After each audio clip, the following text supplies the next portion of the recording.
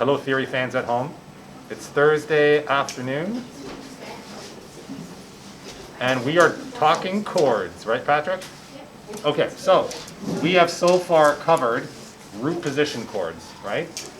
Before I start talking about inversions, you have to help me just summarize what root position chords mean and glean little bits of information from these root position chords that will help us answer all kinds of questions about what these notes are, what do we call them, etc., etc.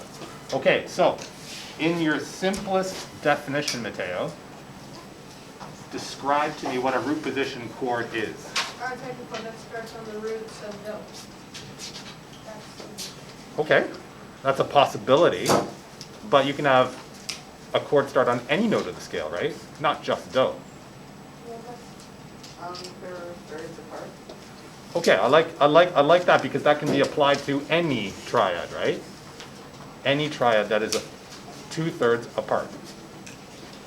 Okay, so very, very simply, using the musical alphabet, you can use any starting point, and then as long as you have a third and a third, that is a root position chord. So without any accidental ACE, right? That is a triad. Hayden, I don't want to see you talking to William. Sorry. He's doing a test. This is your root position chord. Now, there could be any number of variations here, right? There could be a flat, there could be a sharp, there could be a sharp. And then depending on what relationship the bottom note to the middle and the middle to the top note, that differentiates between qualities, right? Minor, major, augmented, diminished, etc., etc. If you manage to put some combination of letters into a position like this where you have a third and a third, a skip and a skip, what do you call each component of the triad? What do you call each component of the triad, Ethan? What do you call each component of the triad? What do I call that guy, and that guy? Root, third, fifth. Exactly. Root, third, fifth. Okay? You can only make that qualification if you put that into root position. Otherwise, what you're looking at may be the root, might be the third, might be the fifth. You don't know for sure until what you do, Tiago? You put the letters into Order? what kind of order? The root and the bottom. Uh-huh. But you don't know what the root is until you put the letters into what kind of order. And root position looks like what? The root, the third, and the fifth. It looks like what? Skips or snowman. Exactly, exactly. So I'm trying to hammer down the point here, right? That root position, you only know that it's root position if what you see in front of you is skip, skip. Okay? Wait, so so it has to for the sheet we had for the major. So it would be a major third first and then a minor third. Exactly. And then if it was augmented, it's major third, major third. Exactly. And diminished is minor third, minor third. You got it? And the last one is? Minor major. Look at you. Okay, so Tiago's already got the table memorized in his head. That's what you need to do as well. Okay? Maybe you have already. Okay, so we move on. We move on to inversions. Oh. Ooh, yay. Wait, like first inversion and second inversion? Exactly, exactly. So you guys have all done them. You all have practiced playing inversions. Whether or not you realize it or not, pretty soon when you start doing piano, you get exercises to do, right? All kinds of things. And then they're like, okay, JD, would you please play me solid triads, 1 octave? Right? So just by doing that, you are playing a root position chord, followed by its first inversion, followed by its second inversion, followed by another root position, right? You guys know all of this. So We're just going to practice constructing them a little bit and identifying what they might look like. So I'll take this D major chord here. So first, I'm going to have a root position D major triad. That's root position. I know that because I see a skip and a skip. If then you change, if you change the fact that the root is at the bottom, when you're in root position, the root is at the bottom. But let's say you want this somewhere else. You want the third to be the bottom note. All of a sudden, the notes look a little bit different. They do not look like they are a skip and a skip, right? There's a skip and then a fourth. When you're in first inversion,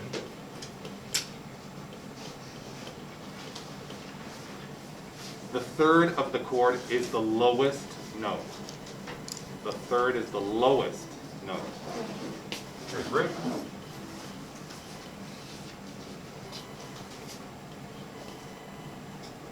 There's only one other possibility.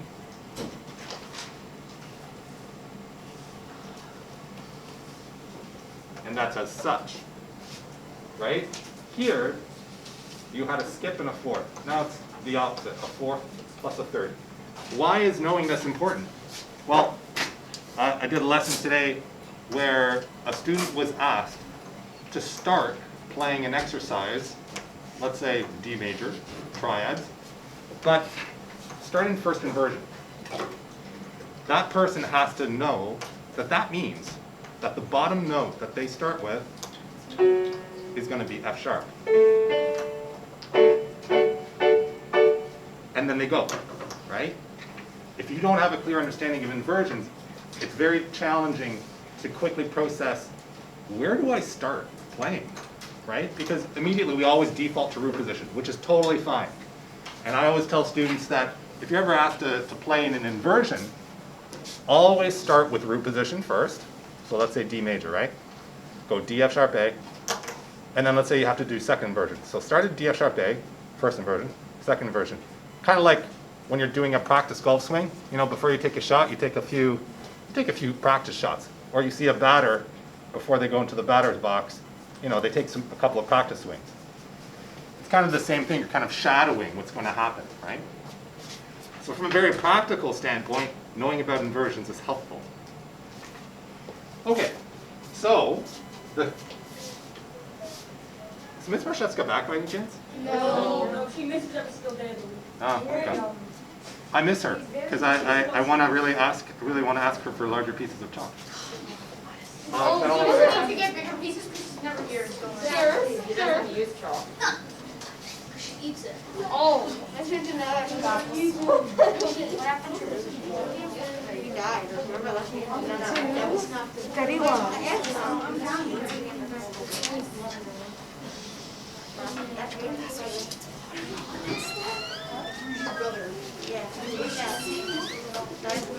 Okay, so based on the examples that I provided on the board, I'm pretty sure you are like, yeah, that's easy, sir. No problem. I can handle that. The tricky part's when you see something that is a little more open, a little more spread out. Then it becomes a little less obvious, right? If it's in closed position, remember we talked about closed and open position last time? If I simply see D, F sharp, A stacked nicely, as Martin says, as a snowman, then it's kind of straightforward, right? You can see it, because all the notes are really spaced close to each other. If, however, you see this,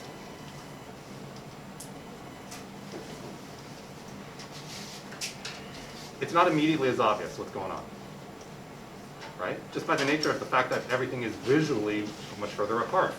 You have to distill the information by saying, based on what I see, can I arrange these notes into skipped and a skip? And the answer is yes, right? And the only way to do that is to have your D at the bottom, the F sharp come next, and then the A above that, right? That's the only way to do it. If you go D, A, F sharp, then you don't have a third from the bottom to the middle. That'd be a fourth, or a fifth, pardon me, right? So only by putting things into root position can you then answer yourselves a few questions.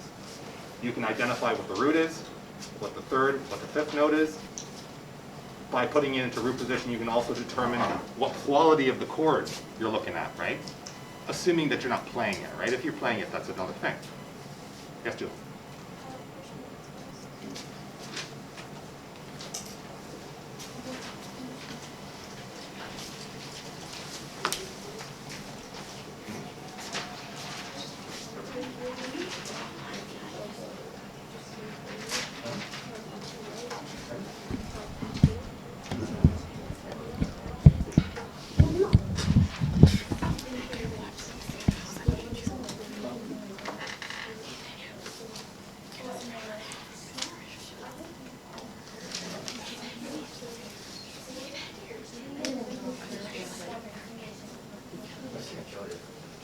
Go with your intuition.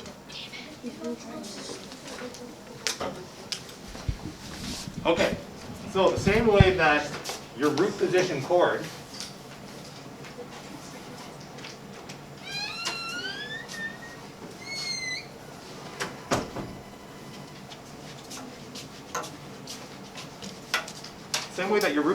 could be all spread out, guys.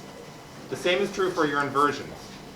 So if you see F sharp A D, that's great, right? Then it's no problem, and you probably will be able to identify it quicker. But if you see this,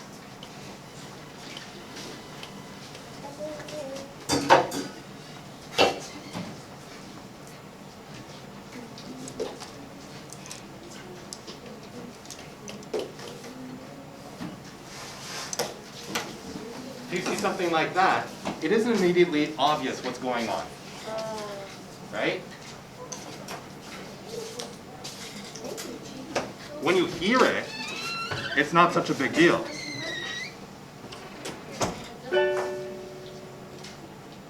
Sounds pretty straightforward, right? When you see it visually, music always looks much more complicated than it sounds. Maybe you've learned a piece of piano music with your teacher where you just learned it by ear, and you're like, wow, that's pretty easy. And then you look, the teacher gives you the piece of music, and you're like, whoa, what is going on here? You just see a whole bunch of notes, right? Music always looks much more difficult than it actually is. Here, you have a bunch of different notes. You have F sharp at the bottom, you have D, A, F sharp. So notice that the two F sharps are just duplicates of one another. So you have this, this, and this. F sharp to D is not a skip. D to A is not a skip. So you must rearrange, that's the key word, rearrange the notes that you see. Distill the notes that you have, first of all, right? You don't have to rearrange like 5 notes all of the same triad. Just distill it to the 3 notes of the triad that you need, rearrange it into thirds. The only way to get this into thirds is by placing the D on the bottom, the F sharp next, and the A next, right? So this is helpful for a reason that is a little bit more not too obvious at this point. Okay, so the reason why I put that into root position is to identify what the quality of the chord is. Okay? Because if I just look at this, oh my gosh, I'm not really sure, right? So put it into root position, then you can go D up to F sharp to A, major triad. It doesn't help you with identifying what inversion though this is in right. But if you put it into root position, then it's clear. This is the root, that's the third, this is the fifth. Because this is so, with the third being the lowest note that you see, that is first inversion.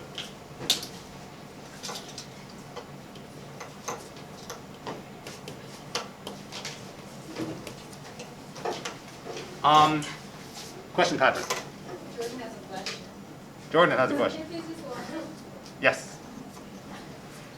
Do you remember we had a bit of an oxymoron in intervals with intervals?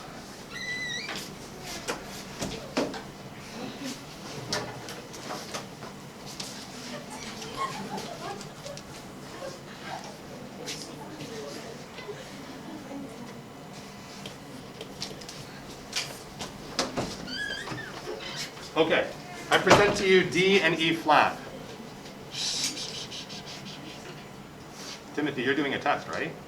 Yeah. It doesn't seem like it. I present to you D and E flat.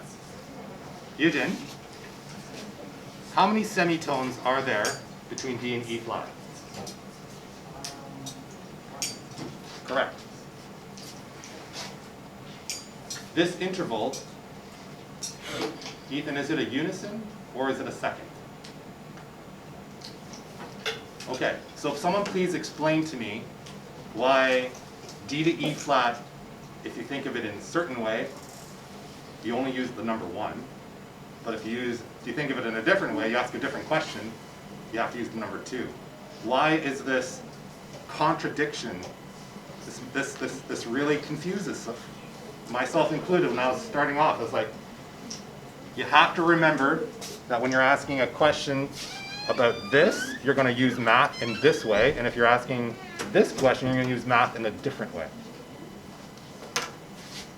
Aiden, Ben? Aiden, you've had your mask off for a long time. Have a sip of water and put your mask back on. Yes, full. Pardon me, Callum. I think it's because it's 1/2 step apart, but a unison is 1, but it's only the same note. The same letter. The same letter. Or pitch, yeah. Is that clear for everybody? How the math is used differently depending on what the question is?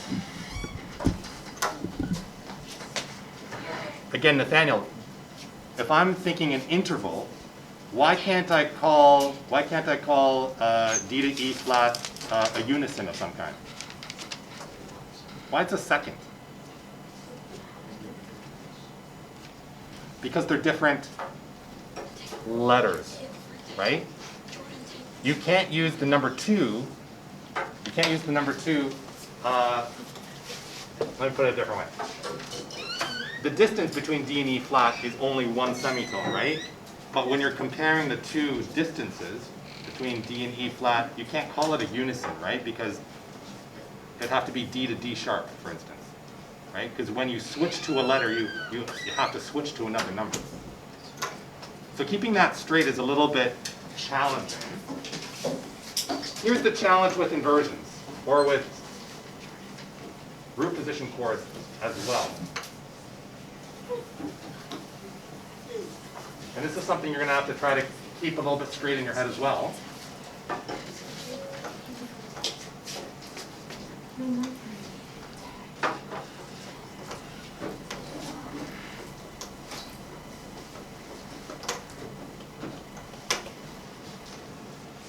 Okay. Cole, is this in root position or in some inversion? This is second inversion. Wait, no. Is it? Yeah, it is. Oh, Oh. Okay. It is. That's second inversion. Kind of hard to get that bottom note. Okay. So Cole is kind of right, but kind of wrong. Why? And this is, again, kind of one of those kind of oxymorons in music that you just have to work with. So an oxymoron is contradiction, right, Aiden? It's like you see two pieces of information which seem to suggest opposite things. It's kind of like the use of numbers in intervals, right? Go ahead, Matthew. I think it's because the bottom note is a D. Uh-huh. So wouldn't that make that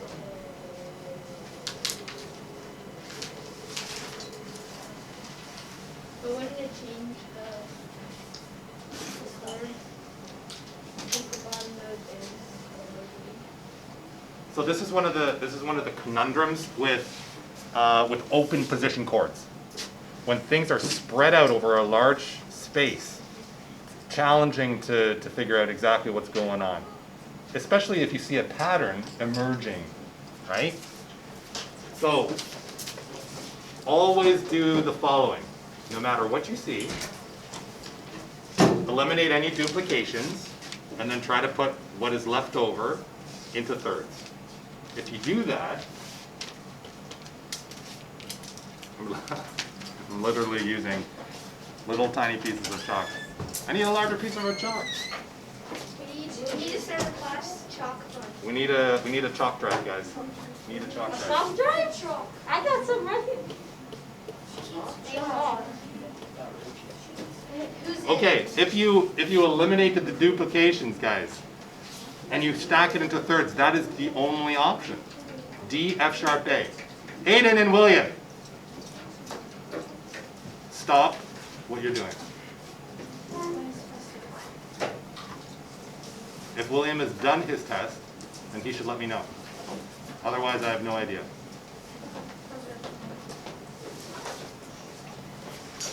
That's the only way to get those into thirds, right? What's a little bit confusing is that what your right hand is doing looks like a second inversion, right? So the key takeaway is always look at the bottom note. Always look at the bottom note. Whatever's the lowest note is going to determine if it's root position or first or second inversion.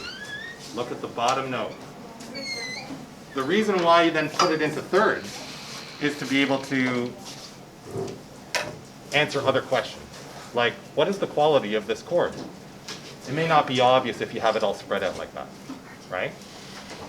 So sometimes in a lesson, if a student is having a bit of a hard time finding a chord in a piece of music, a piano teacher will often say, irrespective of what the bottom note might be, use first inversion C major up in your right hand, right? A student immediately knows what that means, right? Despite the fact that the bottom note might say differently, okay? So, let's do a few examples here, guys.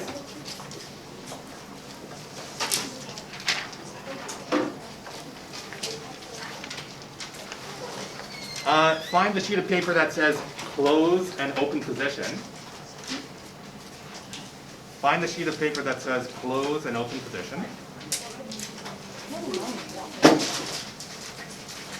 So at the moment, these are only triads, guys. There's no seventh chords or anything like that.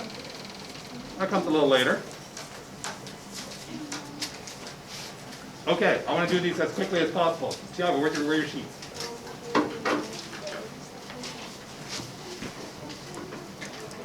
Find close and open. Nate, you don't have yours either?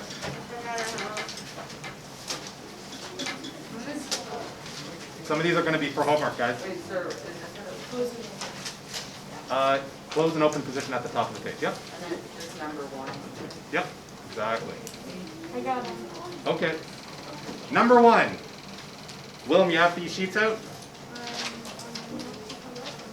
Sorry? You're looking for them? Ethan, you got them? All right. Close and open position. Tiago, you're going to help me out with number one. Okay, I've got E in the bottom. B. G sharp. Okay, so based on what you see here, step number one would be to arrange these three notes, skip to skip. Okay, so If you do that, then you will be able to identify what the root is. it's second inversion. The root is E. The root is E. Wait. Correct. Okay, Matthew, next. Type means quality. Oh, it sounds major. Yes. And I know what position it's in. Position, Callum. This number one. Yep.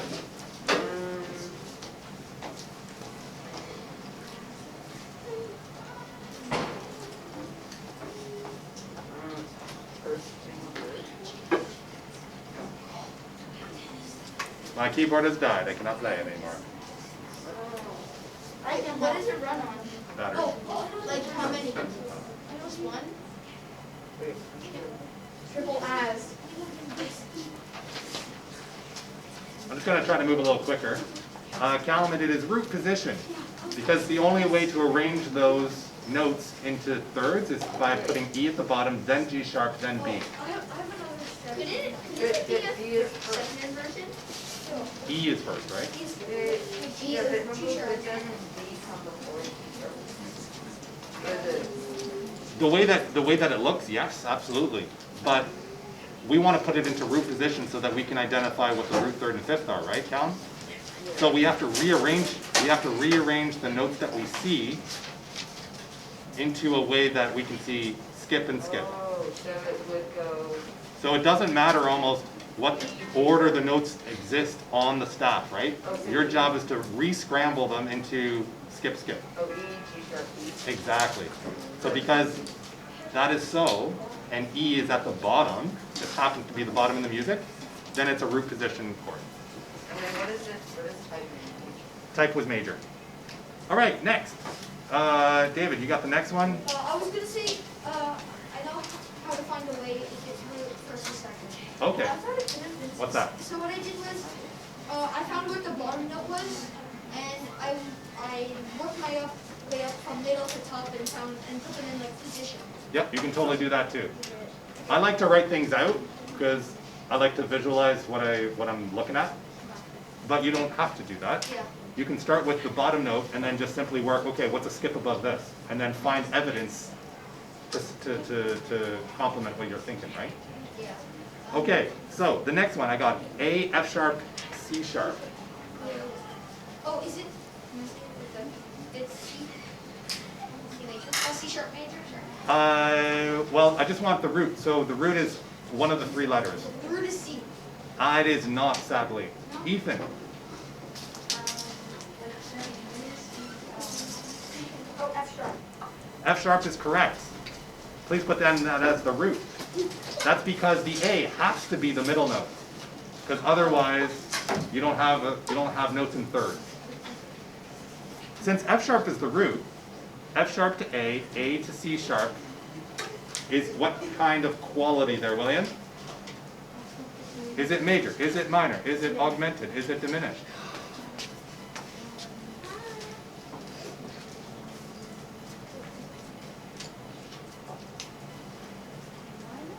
It is minor. Remember, minor third, major third. That's a minor triad. If you don't remember offhand what major and minor thirds are, you have to remember a minor third's 3 semitones, 4 semitones for a major third, and simply use a keyboard to figure out how many semitones it takes to travel from one to another, right? So minor is the correct answer. What inversion, Martin? It is not in root position. If it were in root position, F sharp would be the lowest note that you see. But it is the... But F sharp is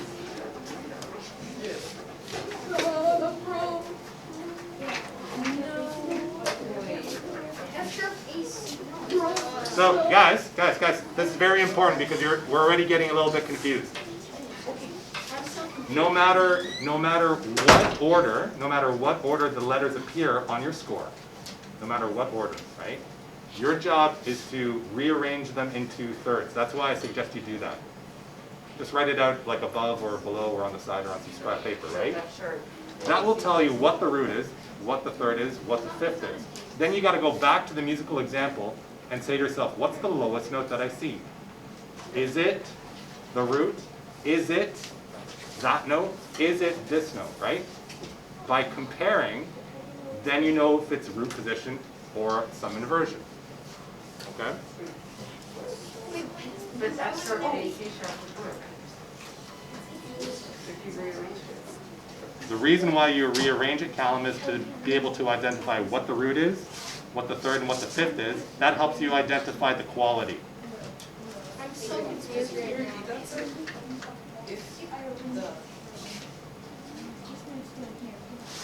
Oh, you need to move up. No, that's what I did. I'm so confused right now. I just rearranged the notes in the bass chord. I know this. I'm telling you guys, the chords unit takes the most time because it combines the most elements of music that we've done so far. So Don't we just have to do Scrabble them? Oh yeah, so let me put it this way, a different way. Sadly, I don't have chalk large enough to do this well. Okay, so in this example here, Martin, what's the lowest note that you see? The lowest note is D, Correct. which is the root. It happens to be the root, right? So it doesn't matter kind of what the order of these notes are. This F sharp could be down here, this A could be over here, this D could be an octave higher. The key thing to remember is that in order to determine what position you're in, you look at the bottom note. If the root of the chord is at the bottom, then it's a root position chord. If it's F sharp, then it will be in first inversion. Oh, so the order it's in, on the page actually does matter for just. Only for the bottom note. So if the bottom note is the second in the order, it's first. Exactly. So,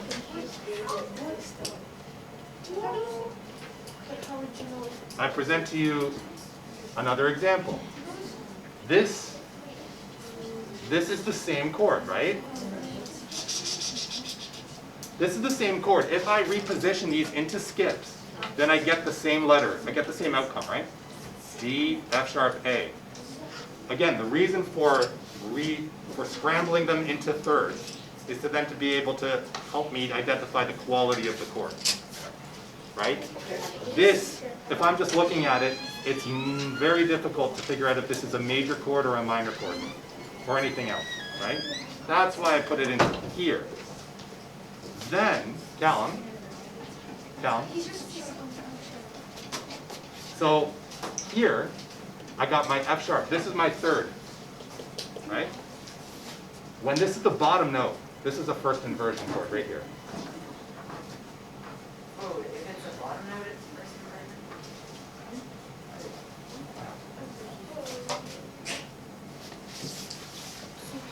inversion? If the third of the triad is the lowest note that you see, then it's a first inversion chord.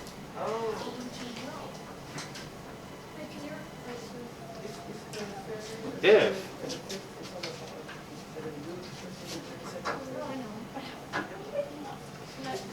If you see an arrangement like this, there's only 3 notes, right?